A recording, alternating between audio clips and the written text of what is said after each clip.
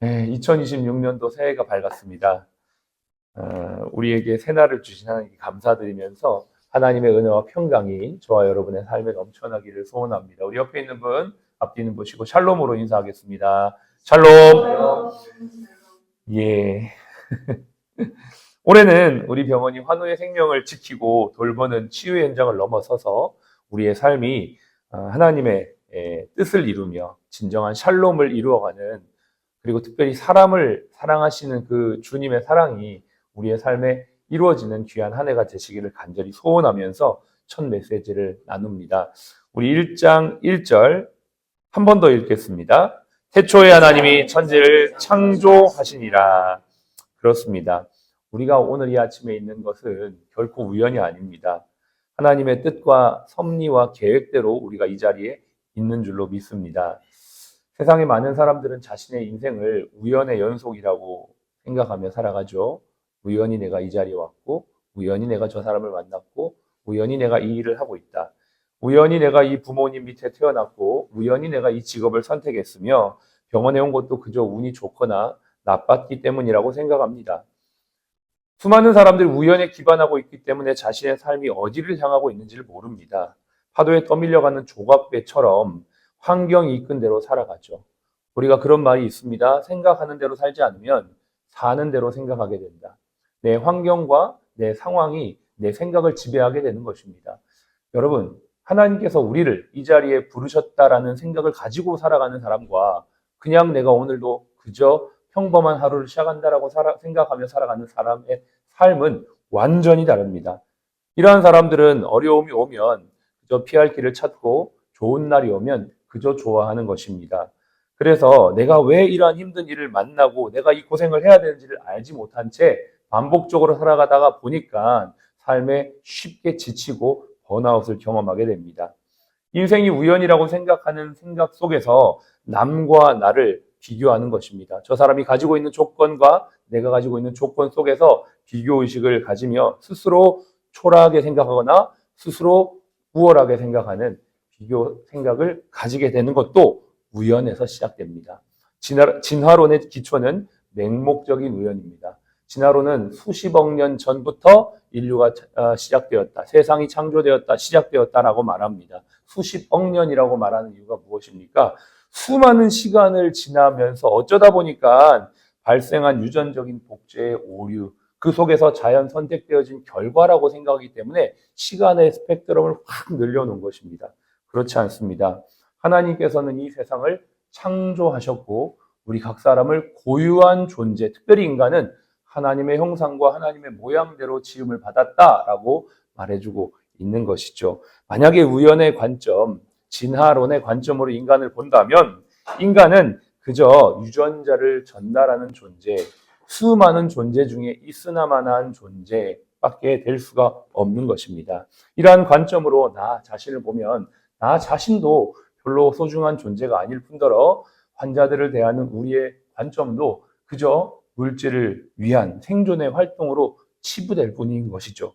그 안에 사랑과 거룩의 가치를 결코 담아낼 수가 없는 것입니다. 하나님께서 저와 여러분들을 하나님의 특별한 계획과 섭리로 이 자리에 부르셨다라는 것을 믿어야만 우리는 하나님의 사명자로서 삶을 살아갈 수가 있는 것입니다.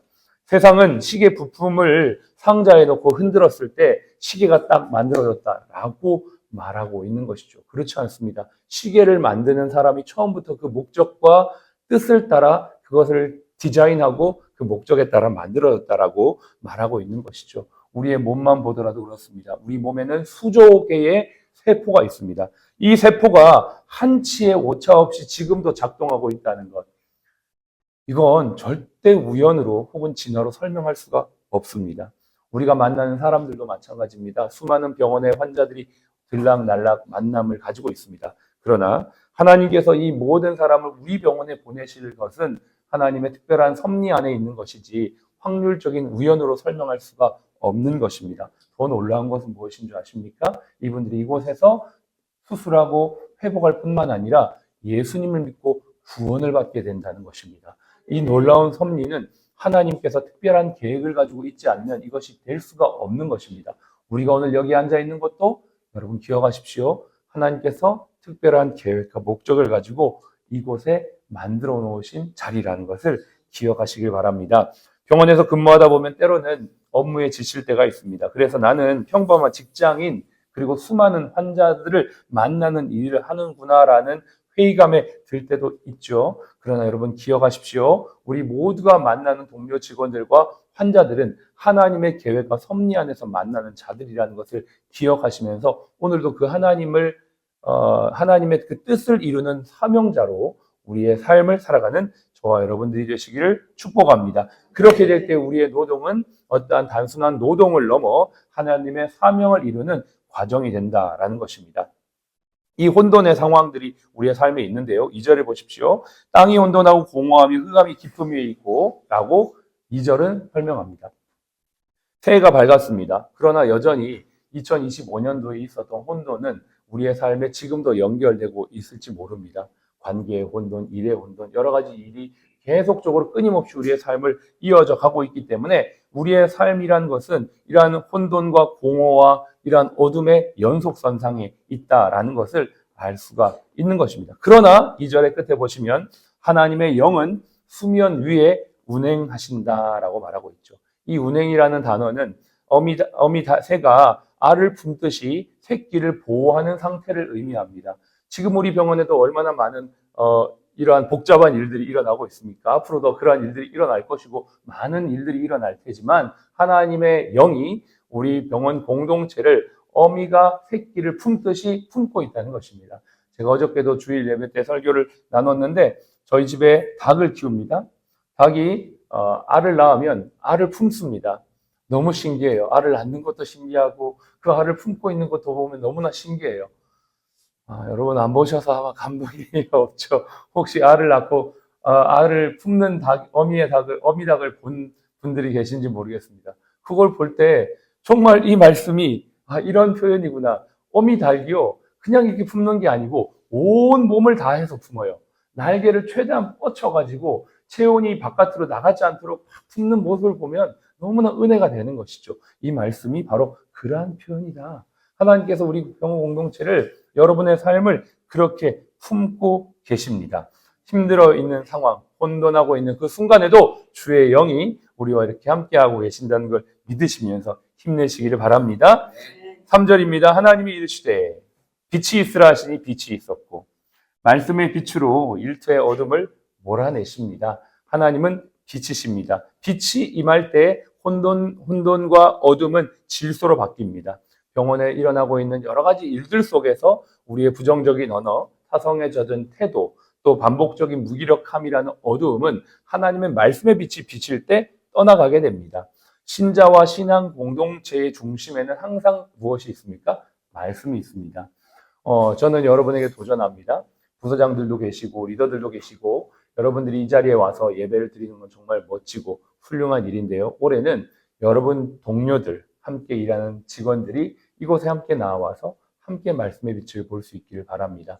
내가 말씀의 빛을 받는 것뿐만 아니라 함께 일하는 동료 직원들이 같이 이 자리에 와서 그 모든 혼란과 무질서와 혼동의 순간을 하나님의 말씀의 자리에 나와 빛을 받을 때 그들의 삶이 질서와 샬롬으로 변하게 될 줄로 믿습니다.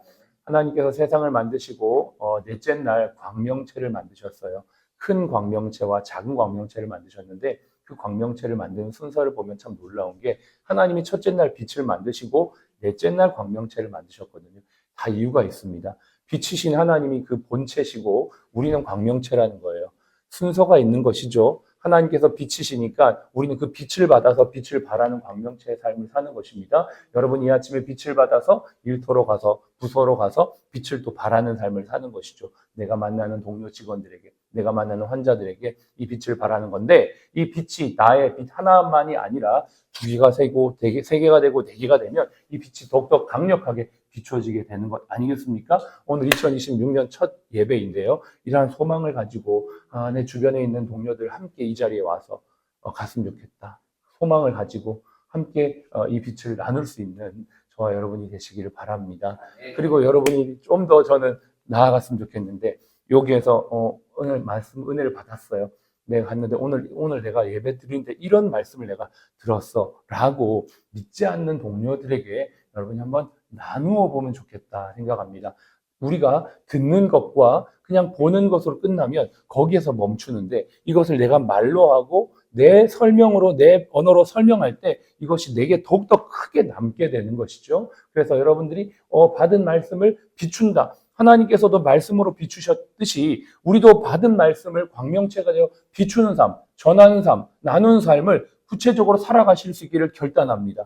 우리의 삶이, 우리의 예배가 조금 더 업그레이드 될 때에 우리 병원 공동체가 더 밝아지며 우리 병원이 세상을 비추는 세상의 등대와 같은 역할을 감당해야 될 줄로 믿습니다. 마지막으로 5절인데요. 같이 함께 5절을 읽겠습니다. 하나님이 빛을 낮이라 부르시고 어둠을 밤이라 부르시니라. 저녁이 되고 아침이 되니 이는 첫째 날이니라. 그렇습니다. 성경의 시간 개념은 특이하죠. 아침이 되고 저녁이 되고 밤이 되는 게 아니고요. 저녁이 되고 아침이 됩니다. 항상 어둠이 있고 그 어둠을 물리치는 광명의 역사가 나타나는 것입니다. 우리의 삶도 처음부터 다 좋은 게 없습니다. 좋게 시작하지 않아요. 고난이 있어야 하나님 만나고 문제가 있어야 하나님께 기도하는 것입니다. 우리 병원에도 여러 가지 어둠의 일들이 있지만 하나님은 약속하십니다. 그 어둠이 지나가고 빛이 되어 아침으로 하나님이 열어 가시는 것이죠. 지금 여러분의 삶에 혹은 우리 병원에 어두움과 같은 저녁과 같은 터널의 시간이 있습니까? 낙심하지 마십시오. 하나님께서 반드시 그것을 아침으로 변화시켜 주십니다. 새로운 창조의 역사, 온전한 샬롬의 역사, 그래서 사람을 사랑하시는 하나님의 뜻을 이루는 그런 놀라운 2026년도를 하나님께서 이루어 가신 거라고 약속하고 계십니다. 오늘 크게 1절부터 5절까지 말씀을 빠르게 나눴습니다. 세 가지만 기억하셨으면 좋겠습니다. 하나님께서 세상을 창조하셨다. 우연이 없다. 내가 여기 있는 건 하나님의 섭리와 목적대로 사명자로 여기 있다. 두 번째, 하나님께서 빛이시다. 우리는 빛을 받아서 빛을 비추는 광명체이다. 그래서 이 빛의 자리의 역사에 더 많은 사람들이 함께 와서 빛을 나누는 삶을 구체적으로 살아가야 된다. 세 번째, 하나님께서는 저녁을 지나야 아침이 되게 하신다. 지금 우리가 당하는 어두움의 시간, 저녁의 시간들이 있더라도 그것들은 크게 문제될 것이 없다. 하나님의 영이 우리와 함께하기 때문에 우리의 삶을 하나님께서 새 아침으로 이끌어 가실 것이라는 이러한 분명한 확신과 믿음을 가지고 2026년도에는 힘차게 달려나가는 저와 여러분 되시기를 주의 이름으로 축복합니다. 기도하겠습니다.